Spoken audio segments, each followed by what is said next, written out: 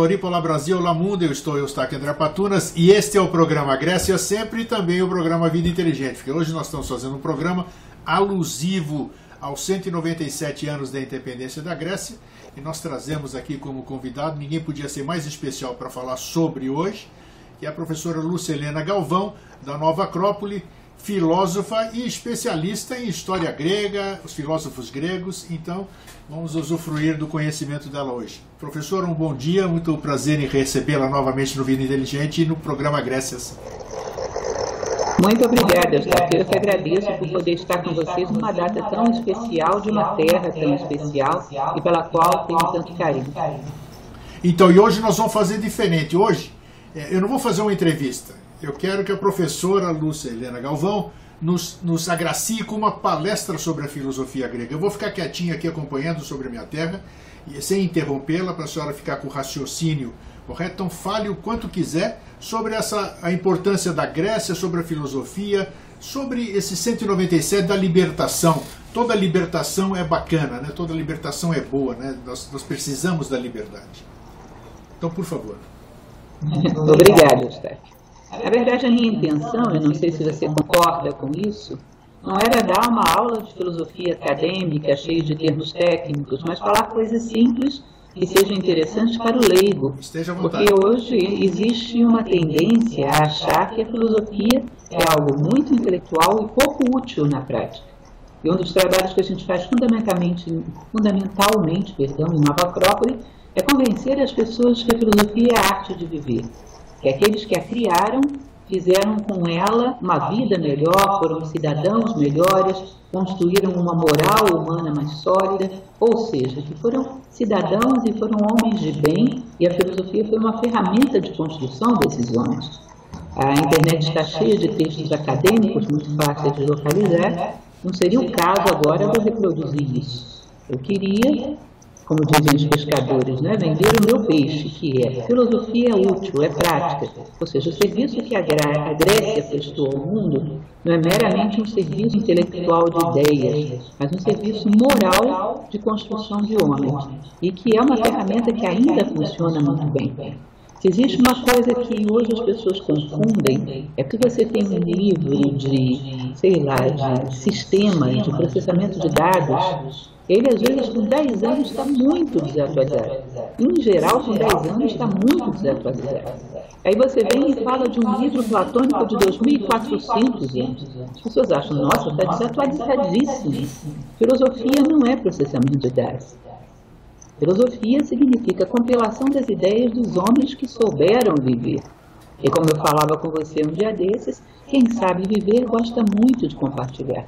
Então, talvez o jornal de hoje, que eu li ainda há pouco, Platão teria palpites muito bons para dar sobre as manchetes do dia de hoje. Porque a atualidade de uma república é impressionante. Parece que ele leu o jornal de hoje. Olha só. E eu acho, inclusive, que falta as pessoas que querem entender melhor o drama político que vivemos, pegar a sua república empoeirada da prateleira e lê-la. Que ali existem dicas. Sabe o que é você designar um homem, desde o momento em que ele vive numa forma de governo ideal, porque a República fala disso, quais são os vícios morais que vão corroê-la para imediatamente inferior, até chegar ao fim do poço, que é a tirania. Ele vai descrevendo o que acontece dentro de um homem, e quando isso se multiplica dentro da sociedade, que tipo de forma de governo vai acontecer. E, sobretudo, para que você interprete, perceba qual é a forma de governo que você usa para governar a sua própria vida. Se é compatível com aquilo que você sonha para o mundo. Então, eu não conheço, honestamente, se eu fosse para uma bela ilha, distante no oceano, e tivesse levado meia dúzia de livros, com certeza a República estaria no meio. Porque é um livro tão completo, fala de tantas coisas, que é fantástico. Ele vai dizer da arte, vai falar muito sobre a música, ele vai falar sobre as formas de governo, ele vai falar sobre o caráter do homem, sobre a educação, de forma muito detalhada. Então, eu acho que você não precisa de muitas outras coisas, além de uma boa república e mais uns 5 que eu indicaria em outra ocasião, alguns deles gregos também. Então, é interessante isso, porque nós sofremos de uma falta de memória coletiva. Todo homem que soube viver gostou de ensinar. Existe uma frase que diz que nós olhamos mais distante no horizonte porque olhamos montados nos ombros dos nossos antepassados. E é mais ou menos isso, iríamos muito mais distante no horizonte se olhássemos a partir dos ombros dos nossos antepassados. E aí existe muita coisa interessante. Nós vamos ver no estoicismo que nasce na Grécia uma forma moral de encarar as adversidades, uma forma moral de responder às dificuldades da vida que é sensacional. Vamos ver na forma de vida de um Sócrates que marcou a história da filosofia. Nós sabemos que as escolas de filosofia são antes e depois dele, uma forma sensacional de manter a sua dignidade num momento histórico extremamente adverso. Aliás, os momentos históricos adversos é que são bons para testar quem é fiel a si mesmo. Nós não podemos ser como uma esponja que você coloca dentro de um balde de tinta azul, ela se torna azul. Você coloca num balde de tinta vermelha, ela se torna vermelha, ou seja, ela não tem cor própria, ela é tingida conforme as circunstâncias do meio. Isso é uma falta de individualidade, a infelicidade é produto da falta de individualidade. Então, esses homens ensinaram como identificar o conhece-te a ti mesmo do templo de Delfos, o templo de Apolo. É uma marca registrada que Sócrates tomou para si, ou seja, o autoconhecimento permitia não só ter uma vida equilibrada e feliz, como também ser um exemplo para a sociedade. E ele queria transformar a sociedade a partir da transformação do homem. Então, basicamente, para que a gente se localize, um belo dia, um cidadão na Península Itálica, um cidadão de Samos, que se radica em Crotona, chamado Pitágoras, é chamado de sábio. As pessoas dizem, olha, você é um sábio perfeito. E ele diz, eu não sou um sábio perfeito. Eu sou um amante da sabedoria. Por isso, eu tenho como tônica, como finalidade de vida, buscar a sabedoria. E isso se diz, não há certeza a respeito de quase nada da vida de Pitágoras, né? Mas isso é tomado como origem da palavra filosofia, amante da sabedoria. Eu, particularmente, tenho minhas dúvidas em relação a Pitágoras, porque o pouco que eu tenho acesso, eu acho que ele era sábio mesmo. Mas, de qualquer forma, ele edificou um conceito que é muito interessante. Porque todos nós necessitamos de uma meta de vida, um referencial que seria lá o alto da pirâmide. E subimos essa pirâmide, cada qual pela nossa face. E esse alto da pirâmide, ser a sabedoria humana, ser o domínio das circunstâncias de forma ética, de forma justa, de forma generosa, isso é sensacional. Eu comentei com você mesmo na nossa última entrevista que a natureza espera das plantas que façam fotossíntese, e elas fazem. A natureza espera das pedras que sejam resistentes, espera dos animais que exerçam a sobrevivência e a perpetuação da espécie, e eles fazem. A natureza precisa de homens com valores, virtudes, sabedoria, e eles não fazem. Isso é um grande vácuo. Então, o que Pitágoras sinalizou aí é uma coisa muito importante, que seja quais forem os seus projetos, sejam quais forem os seus propósitos, a finalidade deve ser o ideal humano. Valores, virtudes e sabedoria. E todos os projetos cabem como meio. E eles são bons quando te aproximam desse objetivo. Você sabe que muitas vezes na história, pessoas até bem intencionadas foram levadas a cometer genocídios, crimes envolvidos como terroristas, a destruir cidadãos, e acham que de alguma maneira aquilo contribui para o bem da humanidade. Acham e às vezes morrem por isso. Agora você imagina se uma pessoa que tem como objetivo valores, virtudes e sabedoria seria convencida a achar que um assassinato contribui para o bem da humanidade. Ele tem um referencial poderoso. Aquilo que caminha para o meu ideal é bom, aquilo que me afasta é mal. O referencial humano te protege da manipulação. Sócrates falava sobre isso. O homem muito bem intencionado pode ser manipulado, um filósofo não. Então é um tesouro que esses homens deixaram para nós. O filósofo tem um referencial humano que sabe que as coisas que o aproximam dele são boas, as que o afastam são más. As manipulações foram constantes na história. E se você parar para pensar, pode parecer uma coisa exótica, mas em geral, os manipuladores dos interesses políticos manipulam as pessoas bem intencionadas, os idealistas. Porque um homem acomodado e egoísta não quer dar sua vida por nada. Muitos morreram na derrubada da Bastilha. E a Bastilha tinha 2 prisioneiros lá dentro. Era uma coisa que não tinha validade em si. Era uma exposição de poder que a burguesia queria fazer, mas ela não dava a sua vida. Ela manipulou os idealistas. E eles entraram nisso por quê? Porque alguém os convenceu que ao fazer aquilo, traria um benefício para a sociedade. Eles não tinham defesa da própria consciência, não tinham um ideal. Você sabe muito bem que Sócrates foi condenado à morte por corromper a juventude e ofender aos deuses. Duas coisas insólitas. Você ofende, corrompe a juventude quando você a ensina a pensar. Do ponto de vista de uma tirania, isso é terrível e imperdoável. Porque ensinar uma pessoa a pensar tira ela da esfera de poder dos manipuladores. Ela se liberta, você ainda há pouco falava da liberdade. E isso é irreversível. Perceba uma coisa curiosa, porque ao longo da história, os tiranos, os manipuladores, não foram contra os que faziam assistência social, caridade, que é um trabalho muito bom. Não foram contra os idealistas, pessoas que queriam fazer o bem, mas não sabiam exatamente qual era o bem. Eles costumam tirar fotografia com pessoas que fazem assistência social, costumam manipular os idealistas, mas uma inimizade histórica é manipuladores versus filósofos. Porque esses têm um problema sério, eles pensam e ainda contagiam os outros com essa mania. E isso é aplicado porque quando uma pessoa pensa, pensa bem, essa é uma equação que a República, com outras palavras, fala. Se você tem um político, um dirigente, que não é capacitado para aquilo que ele faz, estou falando de maneira bem genérica, viu? Não estou fazendo menção a nada em particular. Quando você tem um político despreparado para aquilo que faz, falava Platão lá na Grécia, ele não pode permitir que o povo que vai elegê-lo seja preparado e consciente, porque senão não vota nele. Então, o status quo, para ser mantido, tem que manter o povo num estado de ignorância, de inconsciência, de superficialidade, que se eles pensam, não votam nele. Então, a base dele é mantida em manter as pessoas alienadas.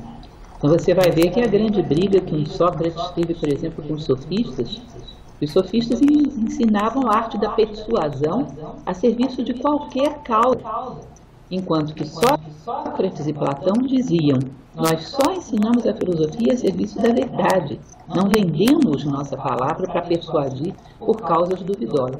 Há algum tempo atrás fazia um pequeno artigo onde eu comparava, isso foi muito interessante, eu comparava alguns pensamentos políticos do século XX e XXI com o pensamento dos sofistas gregos. E eu achei curiosíssimo, porque são muito parecidos. A ideia de que não existe uma verdade em si. Verdade é aquilo em que você acredita. E você tem que saber dominar bem as palavras, convencer as pessoas da sua verdade. Eles costumavam fazer discursos a favor do argumento A, por exemplo. E logo em seguida faziam um discurso tão bom quanto a favor do argumento não A, o seu contrário. Dois excelentes discursos. E as pessoas ficavam confusas, porque não sabiam mais o que era verdade. Aí eles concluíam: viu? A verdade não existe. A verdade, qualquer ideia é convincentemente defendida. Não briguem pela verdade, briguem pelo seu interesse, aprendam a persuadir e defendam as ideias que te beneficiam. Isso era a morte com Sócrates para Platão. Eles lutavam pela verdade, eram muito honestos. Sócrates tinha aquela ideia que deixava as pessoas um pouco desconcertadas: só sei que nada sei. Ele tinha humildade de saber que ele não era dono da verdade. Aliás, esse é um ponto importante na filosofia. Sócrates dizia: se você diz que você é dono da verdade, ou você não tem nada de verdade, é um completo ignorante, ou você tem a verdade mesmo e é um sábio. Nenhum dos dois casos serve para filósofo. O filósofo sabe que não tem, é um humilde e perseverante buscador de coisas, da essência das coisas, de coisas que não são uma projeção dos meus interesses. Você deve conhecer, Eustáquio, aqueles ditos e feitos memoráveis de Sócrates, de Xenofonte. Tem uma discussão aí que é uma coisa super bonita, que é entre Sócrates e Antifonte, um sofista muito famoso. Claro que não sei decor, vou transcrever mais ou menos com as minhas palavras. Desculpem qualquer incorreção. Antifonte era um sofista muito considerado e havia ganho um daqueles concursos de oratória que aconteciam, porque a oratória era muito valorizada naquele tempo. Só que a oratória dos sofistas não era bem oratória, era mais retórica, era a arte de falar bem sobre qualquer coisa, enquanto que oratória vem de oratio, a mesma raiz de oração, é falar daquilo que te vai à alma. Então, um dia, esse Antifonte, muito prepotente, muito petulante, chegou à conclusão de que ele tinha condições de ir à Ágora desafiar Sócrates. Ninguém tinha coragem disso. Ninguém concordava, mas não tinha coragem de desafiá-lo. Era terrível, né? Aí Antifonte foi. E chegou diante da multidão na Ágora. Imagine essa cena. Multidão de gregos à volta de Sócrates. E ele chega para Sócrates e diz: ó Sócrates, és um completo ignorante, mas uma virtude eu não posso te negar. Tu és honesto. Se eu tivesse uma casa e fosse vendê-la, não aceitaria vendê-la por uma moeda a menos do que aquilo que ela vale. Se eu tivesse uma roupa e fosse vendê-la, não aceitaria vendê-la por uma moeda a menos do que ela vale. Ou seja, quando não aceitas receber nenhuma moeda por aquilo que dizes, implicitamente estás reconhecendo o valor daquilo que dizes. Ou seja, tudo que dizes não vale nada. Você imagina a repercussão disso. E ele reitera: portanto, eu reconheço que és honesto, mas és um absoluto ignorante, como tu mesmo reconheces implícito no teu discurso. Aí Sócrates não saía do sério por nada, está? Você conhece isso, né? Nem Xantipas, esposa dele, que era um pouco colérica, o tirava do sério. Ele jamais saía do sério. Então, depois os estoicos foram se basear muito nisso. Sócrates pensou um pouco e falou para ele: ó Antifonte, existem certas categorias do comportamento humano que não são passíveis de serem vendidas sem que com isso se atente violentamente contra a dignidade humana. Ou seja, há coisas que não se pode vender se não se perder junto com essa transação a própria dignidade. Uma delas é a filosofia. Portanto, em relação aos sofistas, eu poderia dizer que eles são como que prostitutos da filosofia. Eles vendem aquilo que não pode ser vendido sem que a dignidade humana seja afetada. Agora você imagina, desde da Grécia e até antes, um bom apelido pega rápido. Então os sofistas começaram a ser chamados de prostitutos da filosofia e isso não foi nada simpático. Sabe-se que a pressão dos sofistas sobre o governo de Atenas foi uma das coisas que contribuíram para a condenação de Sócrates. E toda aquela história que nós conhecemos muito bem naqueles diálogos de Platão, como o Fédon, a apologia de Sócrates, etc. Então isso é uma coisa muito interessante, porque além de serem extremamente comprometidos em aproximar a humanidade da verdade, não fazerem nada para promover a si próprios, mas para promover a verdade, não quererem propaganda pessoal, eles ainda eram fortemente comprometidos com cada coisa nova que descobriam. Eu acho isso lindo. Honrai as verdades com a prática. Descobriu uma coisa nova, amanhã estou vivendo. Só que afirma isso no Gorgias. Gorgias, se me convenceres, aliás, não para Gorgias, para Cállicles. Cállicles, se me convenceres das tuas ideias, hoje, amanhã me encontrarás na rua vivendo-as.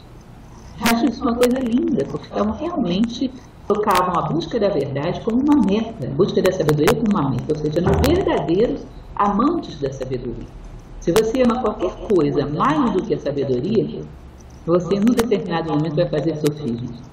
Se você ama mais a tua aparência, ou a tua projeção pessoal, a tua fama, em algum momento você vai fazer sofismas. Sócrates não tinha nenhum problema em negar a si próprio, em reconhecer sua ignorância. Ele não queria promover a si próprio, queria promover a verdade. Isso é uma coisa muito interessante que um pensador bem posterior, já em Roma, Cícero, numa ocasião ele diz: um mau orador, um orador medíocre. As pessoas saem da sua palestra pensando nele. Nossa, como esse cidadão é bom. Viu como ele fala bem? Viu como é convincente? Um bom orador, as pessoas saem da sua palestra pensando em si mesmo. Ou seja, ele foi um mero veículo, ele tem só que não atrapalhar, ele tem só que não ser obstáculo para que as ideias passem através dele e venham ao mundo. Me desculpe de vez em quando fazer umas pontes que não tem nada a ver com a Grécia, mas aqui eu acho que isso Eu acho que isso só reforça, porque lá no taoísmo você vai ver aquela mesma teoria do cano de bambu, que diz que o homem é um cano de bambu, onde o sopro do espírito entra por um lado e sai ar puro do outro. Se o homem tem pó dentro de si, entra por um lado o sopro do espírito e sai poeira. Entra a luz do espírito por um lado e sai luz do outro lado. Se ele estiver obstruído, entra a luz e sai sombra. A literatura taoísta diz que as sombras nasceram no mundo porque os homens estavam impuros. Então, muitas vezes, eu estou tentando fazer aplicações práticas para gerar nas pessoas reflexões dos dias atuais. Eu não gosto, por exemplo, no momento histórico em que a gente está, da demonização de pessoas em particular como culpadas do problema. Nós vivemos num sistema onde ninguém ama a sabedoria. Há coisas mais importantes do que a sabedoria. Então, é um esquema de valor, quando a pessoa tem que fazer opções, opta pelos seus interesses. E não só aqueles que já tiveram oportunidade e cometeram crimes, mas aquele também, às vezes, que o está condenando.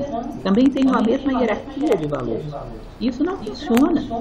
Nós estamos simplesmente pegando bodes expiatórios que tiveram boas oportunidades, mas nenhum garante a si próprio. Se eu tiver boas oportunidades, não vou defender o meu interesse pessoal, vou defender o interesse da humanidade.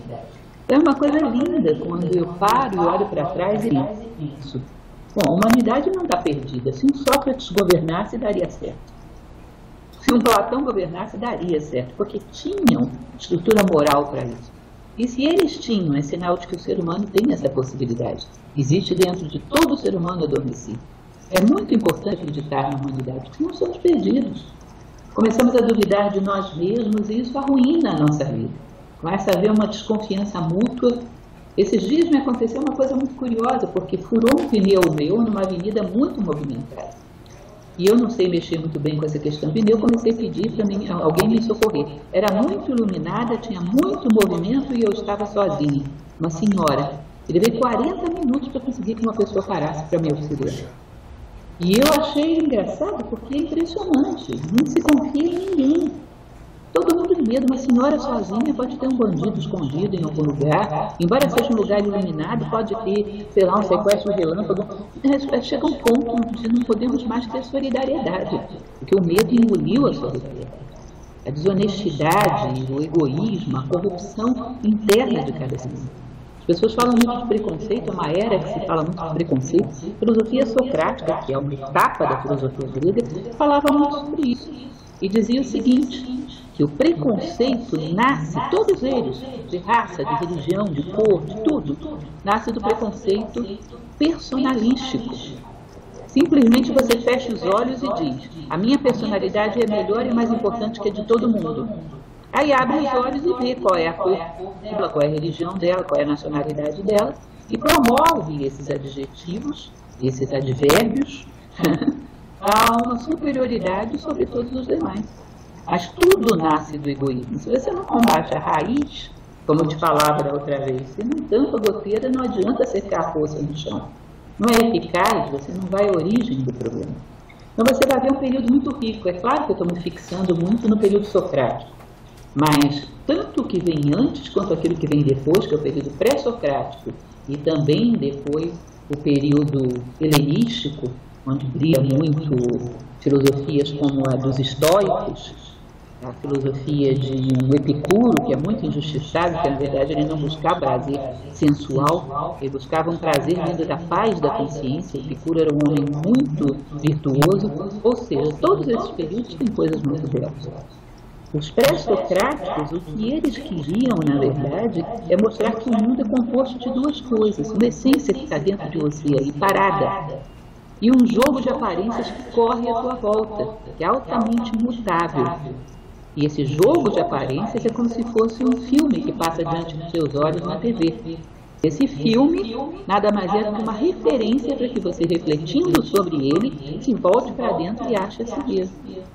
Então as coisas fora, o moto contínuo, o devido, são todas ilusórias e se dissolvem nos seus contrários. Então o que está vivo morre, o que está jovem envelhece, o que é pequeno cresce, o que cresceu encolhe novamente na velhice. Ou seja, as coisas vão girando, girando, girando diante de você. Se você se apega a elas, está perdido. Vai ter uma amargura terrível no final da vida, porque nada é realmente teu. Mais uma vez vem a Índia e diz, só aquilo que é realmente teu não pode ser tirado de ti. Tudo que vai ser tirado de ti não é teu. Então vira para dentro e encontra alguma coisa que é realmente tua, que a hierarquise é o elemento permanente para eles. Há uma essência, e essa essência sinaliza para que você a encontre através das aparências. Agora, se você olha as coisas da vida e nenhuma delas leva a reflexão sobre si mesmo, você não está vendo as coisas da vida. É um observador passivo. Imagina que você veja uma flor nascer, sei lá, no meio de uma tempestade. E diga, bom, se uma coisa tão frágil vence a tempestade, por que eu não poderia? Não foi simplesmente uma flor que passou diante do teu olho. Foi um símbolo de vida que aponta para dentro. Olha, se às vezes uma pessoa que está sofrendo tanto consegue ter compaixão dos demais, por que eu não conseguiria?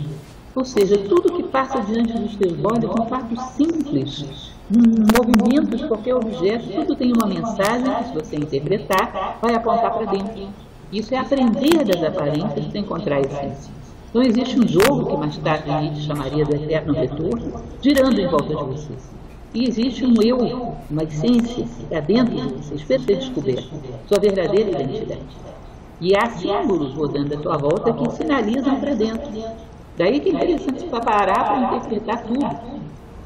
Eu escrevi um texto uma vez, há alguns anos atrás, a respeito de um daqueles esguichos de água que molham grama. Eu olhava para o chão e via, bom, as gotinhas estão todas sujas de barro. Aí eu lembrei da frase de uma filósofa que gosto bastante, Helena Blavatsky, que ela dizia que a existência de um único homem prova a existência de Deus, assim como uma única gota d'água prova a existência do oceano. Eu acho isso lindo. Eu olhei para aquela gota d'água toda suja e falei, bom, mas essa gota d'água não lembra o oceano, ela está toda suja de barro. Aí alguma coisa dentro da minha mente, Eustáquio, disse, não lembra porque tem um monte de coisa aí que não é água. Se você tirar tudo que não é água, lembra sim, é parecidíssimo. Eu pensei, bom, o homem não lembra a Deus porque tem um monte de coisa misturada aí dentro que não é homem. Se você tira, lembra sim, é bem parecido. Então, um esguicho de água pode te ensinar filosofia. De uma certa maneira, é o que os pré-socráticos, isso é uma interpretação simbólica, não queriam. Eles mostravam um modo contínuo da natureza se gerando, se transformando. Como dizia Empédocles, as coisas oscilam entre dois opostos, jogadas pelo amor e pelo ódio. O amor une, depois o ódio vai lá, divide de novo, depois o amor une, depois o ódio divide de novo, e as coisas ficam oscilando sobre essas duas forças, mas elas oscilam diante dos teus olhos para que você decifre através delas a tua identidade, o teu observador oculto. Se você tem um observador oculto, você encontra a tua essência, você tem identidade, a partir disso você pode escolher pensar, não ser pensado, escolher sentir, não ser sentido, pode escolher uma meta de vida que seja realmente tua, pode estabelecer um ideal humano. E daí as coisas vão se ajeitando, porque o ser humano precisa, a humanidade precisa é de seres humanos. Veja, plantas, animais, já tem. Está precisando de seres humanos. É um ser em extinção, se você considerar o homem da maneira como estava Platão, ou o homem viu em que pensava Confúcio.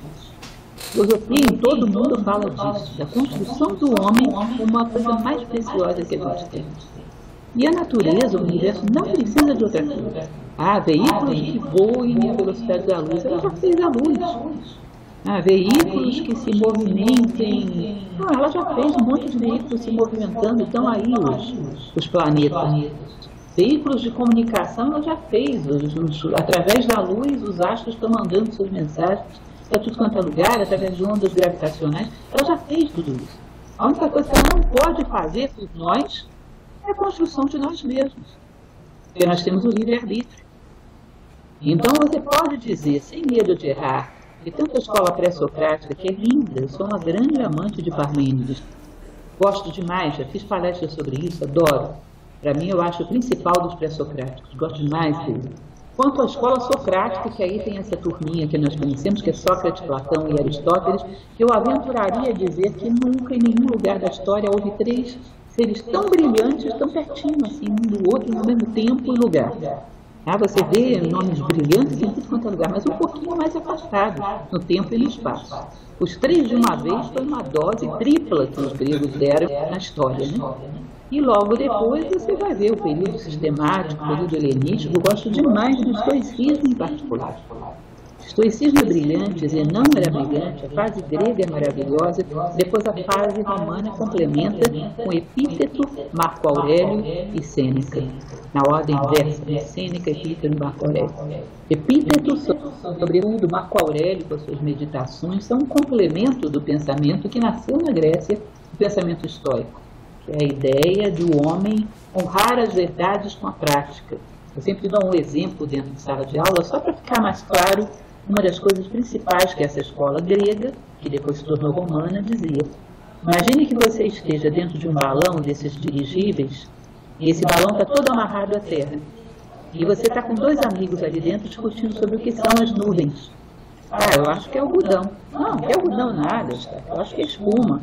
Não, espuma coisa nenhuma, aquilo é fumaça. O que a filosofia estoica diria disso? Olha, para de falar das nuvens. Você se preocupa com as amarras que estão te prendendo no chão. Corta essas amarras, que naturalmente você se eleva e fica no nível das nuvens. Ao invés de especular, constata. Ou seja, ele dizia que o caminho metafísico é o coroamento do caminho moral. E o caminho moral é um preâmbulo necessário, que a natureza não dá saltos. E é o que nos cabe agora. Aí tem todo um conjunto de conhecimentos lindos, a teoria da responsabilidade, não colocar a culpa daquilo que nos acontece em ninguém. Nós somos os senhores da nossa vida. Epíteto dizia que a extinção da culpa marca o início do progresso moral. As coisas nos acontecem por necessidade de crescimento. Não responsabilizar, não transferir responsabilidade da nossa vida para terceiros, assumir as rédeas do que nós vivemos porque precisávamos passar por ali para crescer.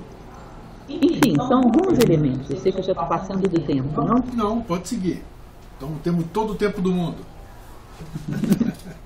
Eu sempre falo para os meus alunos, uma vez um deles me falou uma coisa muito engraçada. Ele trabalhava numa repartição pública e lá tinha 30 chatos. Todo mundo que trabalhava com ele era insuportavelmente chato.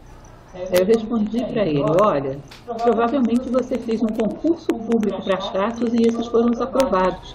Eles vieram porque você chamou, porque você precisava conviver com a chatura, talvez para descobri-la dentro de si. Isso aí é filosofia grega, isso aí é teoria da sombra do mundo, isso aí é muita coisa. Ou seja, Marco Aurélio, por exemplo, a filosofia estoica dizia que é como se você viesse ao mundo com necessidades de crescimento. E essas necessidades chamam, como se a gente dissesse numa linguagem moderna, tem um magnetismo. Chamam para a tua vida as coisas que você precisa viver para crescer. Então as pessoas que vêm e de alguma maneira nos incomodam são agentes da nossa necessidade de experiência. Elas vieram porque você chamou. Então se vem um chato na sua vida, talvez você precise desenvolver paciência, ou talvez o chato seja você. Dá uma olhada. Porque ele passou pela sua vida, porque chato ele seria de qualquer forma, coitado, está lutando com seus defeitos, assim como nós estamos lutando com os nossos, mas ele passou pela sua vida porque você chamou. Se não fosse ele, seria outra circunstância. Se não fosse uma circunstância, seria outra pessoa. Mas algo na sua vida passaria para despertar você para esse elemento interno. Ou seja, de uma certa maneira, a vida é toda símbolo e está apontando para dentro, para que você se veja. Isso que é tão fundamental e tão lindo na filosofia grega foi base do pensamento de várias figuras brilhantes e posteriormente na história. Falei para você de Nietzsche, que se baseava demais nos pré-socráticos. Falei de passagens de Jung, que lembram demais a filosofia socrática. Os estoicos influenciam as escolas morais ao longo do tempo. Ainda hoje, meu livro de cabeceira é A Arte de Viver, de Epíteto, que é uma tradução moderna, mas lindíssima, do Enquiridion, do manual do Epíteto Filósofo. É muito bonito. É um manual que serve para o homem do século XXI viver e muito bem. Aliás, recomendo a todos. Então, nós temos isso. O que nós temos na Grécia? Um tesouro. Por alguma razão, foram reunidos ali uma sequência de homens, como se fosse um laboratório. Uma sequência de homens que deixaram um recado para a humanidade que é grandioso. Às vezes eu já vi pessoas brincando: eu vou investigar meus antepassados para ver se não deixaram nenhuma fortuna para mim. Eu falei: olha, investiga, é uma boa ideia, só que não investiga 100, 200 anos, investiga 2.000, investiga 2.400, que aí você chega no tesouro. Porque tem realmente um tesouro enorme, que serve para as pequenas coisas da tua vida. Como a filosofia grega trata da convivência, como trata da honestidade, da integridade, do porquê ser íntegro.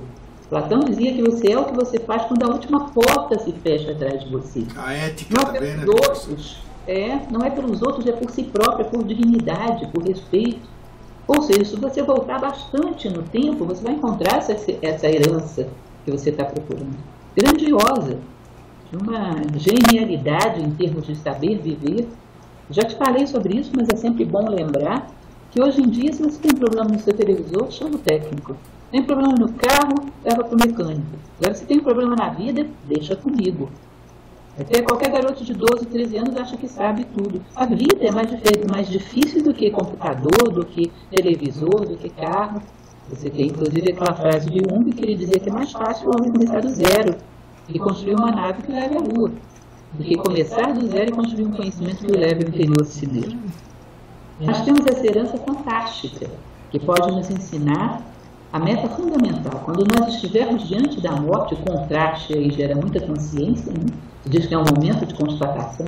Quando nós estivermos diante da morte, vai valer o que construímos em nós mesmos e o que, através do nosso exemplo, permitimos que as pessoas construíssem à nossa volta. Ou seja, se formos fator de soma na vida dos outros e na nossa mesma. Se saímos mais humanos do que entramos.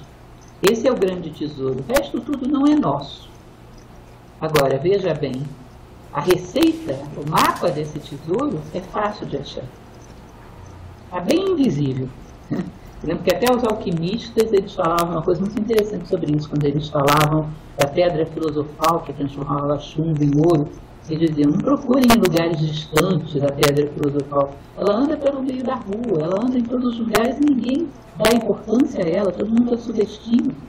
A pedra filosofal, que era a própria filosofia, transformava homens de chumbo em homens de ouro. E essa pedra filosofal está nas coisas mais simples. Então não é difícil encontrar um bom diálogo platônico, não é difícil encontrar uma arte de viver de Epíteto e depois relacionar isso com as flores do seu jardim.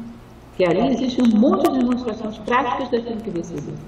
É simples a pedra filosofal. E ela realmente é capaz, não digo de fazer uma transformação total, porque isso é difícil, mas de aproximar o chumbo um pouco mais do ouro. De aproximar o carvão um pouco mais de diamante. É isso, eu não sei se teria alguma coisa que você gostaria de acrescentar. Eu gostaria de lhe perguntar uma coisa. Como é que o filósofo, professora, como é que o filósofo se vê hoje no mundo? Porque essa herança grega, digamos assim, esse maravilhoso legado, que é a palavra mais adequada, tão brilhante. A senhora conseguiu o objetivo, porque enquanto falava, a senhora me fez ver uma série de coisas. Aí, esse é o bom filósofo, né, conforme a senhora disse. Que eu estava vendo uma série de coisas realmente que apesar do brilhantismo da sua fala, ele despertou em mim uma série de coisas enquanto estava falando, me chamando a atenção. Então, isso que é válido. Então, como que o filósofo hoje, ele vê o mundo? Porque deve ser difícil. A Nova Acrópole é uma maravilha de instituição, porque faz com que isso aí permaneça vivo, de uma certa forma, né? Porque tem ao redor de todo mundo essa filosofia dos antigos, pré-socrática, socrática, pós-socrática, helenística, né? Como a professora disse. Como a senhora se posiciona hoje?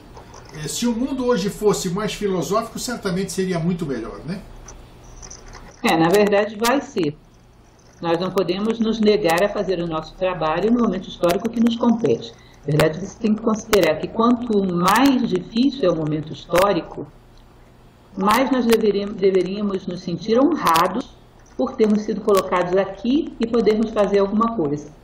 Imagina que você tivesse uma grande batalha, uma batalha acirrada, difícil, e você fosse um general. Você chamaria quem para lutar ao teu lado? Os que estão preparados, né? Os que têm alguma coisa para fazer. Sim. De uma certa maneira, existe um grande ser, um grande general, que achou que a gente podia fazer alguma coisa nessa batalha. E por isso estamos aqui. Sabe aquela lista lá do Leônidas, dos 300 que ele mandou para a guerra? Esparta, Isso, os portões de fogo. É que como se existisse um grande Leônidas E nós estamos na lista dele. Ele nos colocou nessas termópilas, nesses portões de fogo, porque acreditou que poderíamos fazer alguma coisa. Então, não devemos nunca reclamar, estamos no meio da dificuldade. Se estamos e temos boas intenções, significa que podemos fazer alguma coisa. O mundo sempre será dual. Sempre haverá uma mistura de um e do outro, como dizia Platão, uma mistura de luz e sombra. E sempre quem vier ao mundo vai ter que lidar com a mesma coisa, lutar pela luz, para se expandir e diminuir a sombra, em si próprio, nos demais. O problema que eu acho é uma mentalidade maniqueísta que gera comodismo. Deixa eu explicar as duas coisas. O maniqueísmo é de extremos, típico de telenovela, né? Só existem bonzinhos e mauzinhos. E termina a novela bonzinhos e mauzinhos, não muda nada. Você, no primeiro capítulo já sabe como vai terminar. Então você olha e diz, esse fulano, aquele ciclano são maus. Esse é bonzinho, aquele é bonzinho. Aí, de repente, a história dá uma revirada, você vê que os bonzinhos não eram tantos, e os mauzinhos também talvez não sejam tantos. E, na verdade, somos todos duais. Então, honestamente, Eustáquio, eu nunca conheci, na minha vida, já tenho 54 anos bem vividos, nunca conheci uma pessoa absolutamente má, nem absolutamente boa. Nem absolutamente ignorante, nem absolutamente sábia. O que eu conheço são pessoas bem intencionadas, dispostas a lutar pela luz, dentro de si e fora de si. Então essa coisa de procurar culpados do lado de fora para se isentar de fazer alguma coisa, no fundo é um grande comodismo. Então a pessoa diz, bom, eu jogo lixo no chão, mas também, olha, todo mundo joga. Eu, sei lá, pego coisas no meu trabalho, mas olha, todo mundo pega, todo mundo faz isso. Então, o que essa pessoa está dizendo? Subentendido. O mundo não é perfeito, portanto, eu não preciso ser também. O dia que o mundo for perfeito, eu serei também. Olha, em primeiro lugar, isso não vai acontecer. O mundo sempre será dual. Sempre haverá luz e sombra, macio, resistente, quente, frio, etc. Em segundo lugar, se Deus quebrasse o galho dele e transformasse o mundo numa coisa só, e ele ficasse honesto porque todo mundo é, não tem nenhum valor moral. Valor moral é você ser fiel a si mesmo, independente do meio. Eu tenho uma aliança, que é ouro, antiga. Essa aliança, ela está há muitos anos no meu dedo e permanece com a mesma cor. Aí eu entendo por que Platão chamava os homens bons homens de ouro. Sabe por quê? A pele humana ela tem uma influência tão corrosiva que se fosse outro metal já estava preto. Mas o ouro é fiel a si mesmo, não deixa que ninguém o corrompa. O homem de ouro é esse, ele é tão fiel a si mesmo que não deixa que ninguém o corrompa. E se puder, ainda transmite a sua influência, a sua beleza, o seu brilho. Ou seja, os homens de ouro de Platão eram homens construídos de dentro para fora.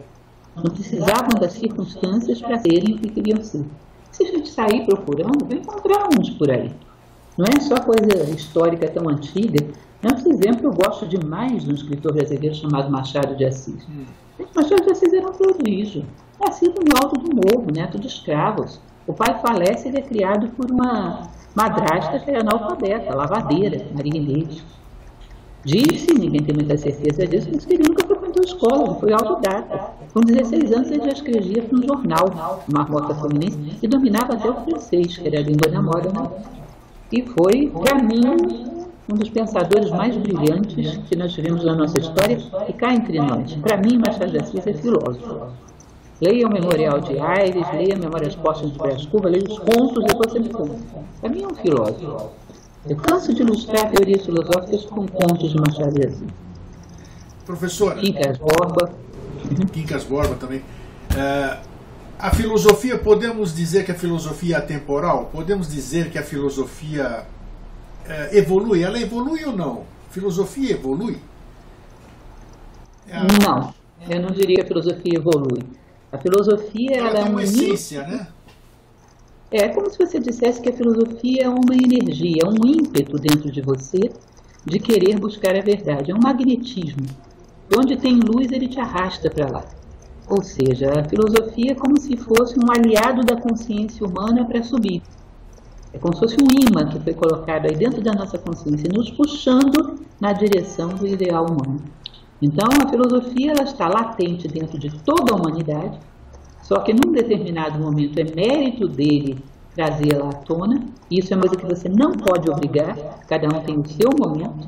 É mérito individual trazê-la à tona, e uma vez que ela despertou em você, ela não faz barato. Ela não aceita que você viva de qualquer maneira, ela não aceita que você desperdice o seu tempo, ela cobra de você como se fosse uma coruja montada no seu ombro, cobra noite e dia que você faça alguma coisa para crescer como ser humano, por si e pelos demais.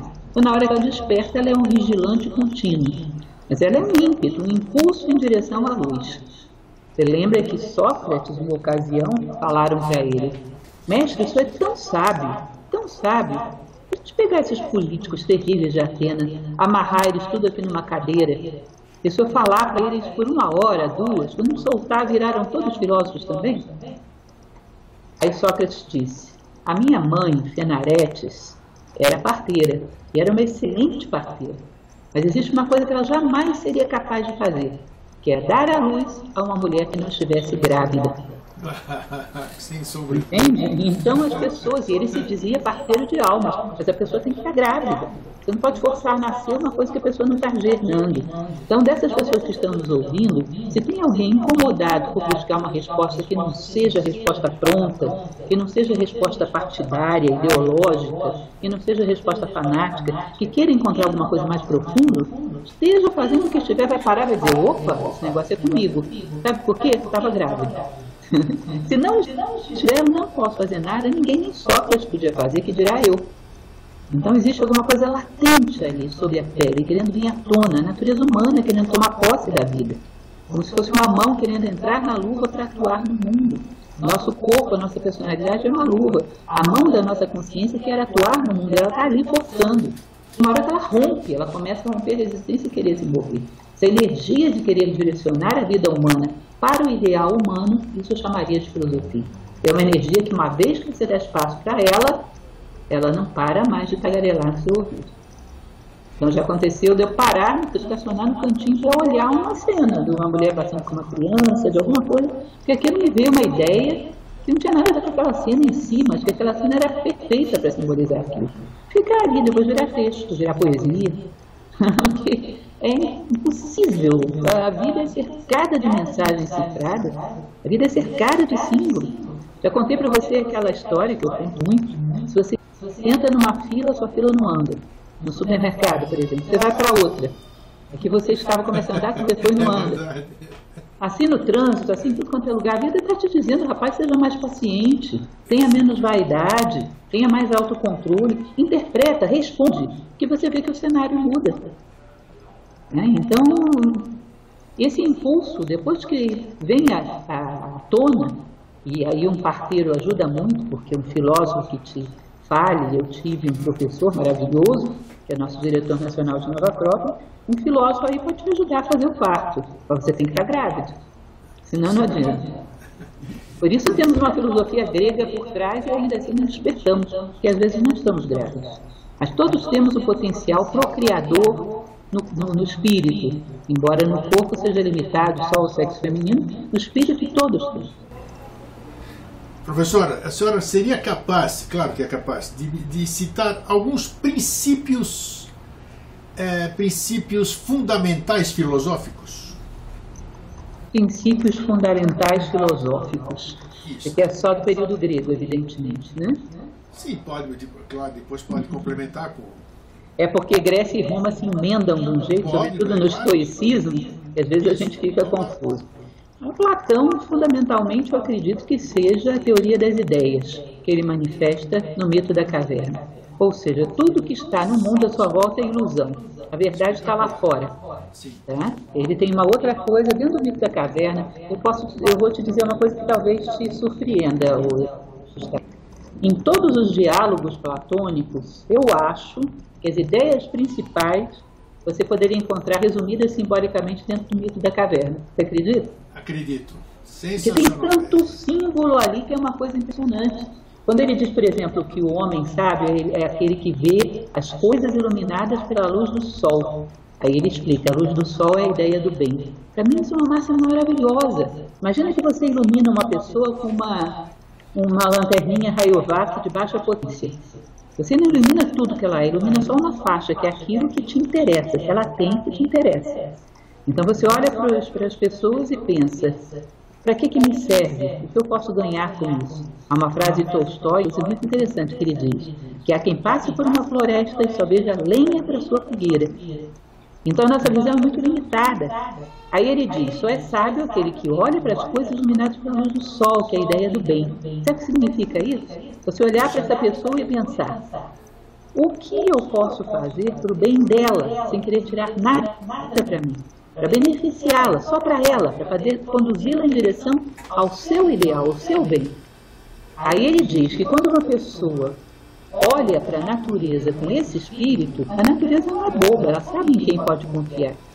E ela aí se abre diante desse homem desinteressado, embora o seu coração mostre o seu coração. É aquele que vê o coração de todas as coisas é um sábio, mas mostra o seu coração porque ele é desinteressado. Não há aquela passagem platônica que se diz que ele traça um fio no chão e diz, até aqui é o amor comum, quando as pessoas olham para as coisas e dizem, para que isso me serve? A partir daqui é o amor humano, que é quando você olha para as coisas e pergunta, como eu posso servir a elas? Pensa que até mesmo nós que somos mais bobos, você tem uma coisa que você quer desabafar, você vai desabafar com um amigo que só quer o seu bem. Não vai desabafar com alguém fofoqueiro que pode criar uma intriga. Claro. Bom, aí você se abre diante daquele que não quer nada, senão o bem. A natureza faz a mesma coisa, ela se abre diante daquele que não quer nada, senão o bem. Então o segredo de buscar a sabedoria é só querer o bem dos seres, das coisas com que contracenamos. Não querer tirar nada para si, ou seja, vencer o egoísmo. Por trás de tudo existe a vitória sobre o egoísmo. Que é a mesma coisa que tem lá no Tibete. O maior mal do mundo é a heresia da separatividade, que é uma forma diferente de dizer egoísmo. Então, dentro do mito da caverna, ele vai dizer que o mundo material é uma ilusão, que o real existe lá no mundo das sombras, que a característica do real é ser eterno, que a característica do material é ser passageiro, é o ciclo. Então, que nós deveríamos buscar a realidade. Ele fala sobre como encontrar a bondade, ele fala a respeito dos amos da caverna, como aqueles que são tão prisioneiros quanto os prisioneiros das suas ambições. O amo da caverna é aquele que acha que a ignorância das pessoas pode lhe ser útil em alguma coisa. Quantas pessoas pensam assim? Que eu posso extrair algum lucro da ignorância alheia. Ele diz, esses são mais prisioneiros do que aqueles que estão amarrados na caverna. Então, só de um mito, eu poderia tirar aí mais uma meia dúzia de coisas. Que maravilha. Sócrates com o seu só sei que nada sei, é uma maravilha. Porque se você, aliás, o próprio Platão diz também uma coisa linda, que ele diz, o maior impedimento para saber é achar que já se sabe. Quem acha que já sabe, não ouve. Então, Sócrates, ao dizer só sei que nada sei, ele está vislumbrando tanto de coisas que ele tem para saber. Então, está pelo menos vislumbrando. O ignorante tem um mundo desse tamanho, e dentro desse tamanho ele acha que conheceu tudo. Ele não sabe nem que existe o lado de fora. Às vezes eu brinco comigo mesmo, que eu digo assim, eu só sei que nada sei porque Sócrates disse, porque senão nem isso eu saberia. Porque quando você pergunta para si próprio, você sabe alguma coisa? Você sabe que vem uma vozinha e diz, não, você sabe sim, você está sendo modesto, que isso, deixa disso. Eu digo, olha, realmente, eu só sei que nada sei porque o Sócrates falou, porque é um conhecimento profundo. É verdade. Enfim, e aí você vai ter os históricos com aquela maravilha de falar que só é útil o conhecimento que nós vivemos, só é útil o conhecimento que é transmitido à realidade, a teoria da responsabilidade, que a gente deve assumir a responsabilidade por tudo aquilo que fazemos, a ideia que nós chamamos de fruto da manga, né, de ser macio por fora e duro por dentro, ter compaixão pelos demais, mas ser rígido com os nossos princípios morais, porque ninguém pode fazer isso senão nós mesmos. Enfim, é um universo de coisas que seriam de uma utilidade nos nossos dias impensável. É um manual de vida humana. Em todas essas três correntes, desde os pré-socráticos até os socráticos, até os pós-socráticos, o período helenístico, e maravilhas. Isso se você não for falar daquelas maravilhas de pensadores que continuaram a Academia de Platão depois do próprio Platão, né? Que foram até Justiniano. Foi fechar lá já em 400 e alguma coisa. E aí você vai encontrar nomes também fantásticos, menos conhecidos, mas fantásticos. Enfim, tem tanta coisa. Eu te parabenizo por esse aniversário e por ser herdeiro de uma civilização tão brilhante. Porém, eu devo te dizer que herdeiros dos filósofos gregos é a humanidade inteira, não é só você. Com certeza, claro, né? Professora, parabenizo por um lado, logo depois eu te roubo o prêmio. Não, claro. Para a gente finalizar, uma recomendação, claro, tem a escola, tem a Nova Acrópole, onde as pessoas podem usufruir da filosofia, né, que é exatamente isso, em diversos locais, pelo Brasil afora. Tem o site que nós já divulgamos, estamos divulgando novamente hoje. A senhora recomendaria um livro para um neófito em filosofia que se entusiasmou pelas nossas conversas e quer começar a ler alguma coisa para ter noção do que é, ao menos, a filosofia? Um ABC da filosofia, o que a professora recomendaria? Aí você vai me perdoar, mas se eu tiver que recomendar para um neófito, eu recomendaria o estoicismo romano, que é uma herança do grego, né? O estoicismo romano é o título de um livro ou não? Não, essa fase. Eu recomendaria 2 livros, que é A Arte de Viver, de Epíteto, com esse nome mesmo, que foi uma tradução de uma tradutora maravilhosa, Sharon Lebel, e recomendo as Meditações de Marco Aurélio. São Meditações de Marco Aurélio. Isso, com certeza, os Solilóquios do Imperador. Então, esses 2 livros são muito simples. As meditações são diárias, Marco Aurélio escrevia para ele mesmo. São o estoicismo, que também é uma herança grega, veio da Grécia, nasceu lá em Zenão. Sim. E são muito simples. É um diário para você manter na cabeceira. Eu tenho os 2 na cabeceira. Que bacana. Eu vou seguir a recomendação, vou comprar também. Se você considerar 10 livros de filosofia, 2 tem que ser esses 2, porque eles são muito simples, muito práticos. Mesmo nos momentos que você está mais disperso, você consegue ler. Você pode abrir aleatoriamente e ler um capítulo, vai te servir. Então, são livros maravilhosos. Recomendo mesmo que leiam, depois me mandem opiniões, digam o que acharam. Não esqueça de dizer para o pessoal que a gente está lá no canal da Nova Acrópole no YouTube, com mais de 200 palestras gratuitas. Sim. E lá também a gente fala sobre livros, a gente fala sobre filósofos, muita coisa interessante. Se a pessoa quer, antes de ler um livro, saber um pouco sobre a filosofia, tem palestras lá, aos montes. Maravilhosas. Grega sobre... Então, eu recomendo. É só entrar no YouTube e digitar Nova Acrópole. Você vai encontrar as 200 palestras gratuitas. Professora Lúcia Helena, muito obrigado. A minha nação lhe agradece por ter nos agraciado hoje com essa lembrança, né? E que a gente possa estar junto outras vezes. Muito obrigado e até a próxima oportunidade. Muito obrigada, eu agradeço e mando o meu abraço carinhoso para todos os gregos. Devemos muito a essa famíliazinha de vocês, uma família maravilhosa. Muito obrigada e parabéns pelo dia de vocês. Um fraterno abraço e um feliz sempre. Obrigada. Muito.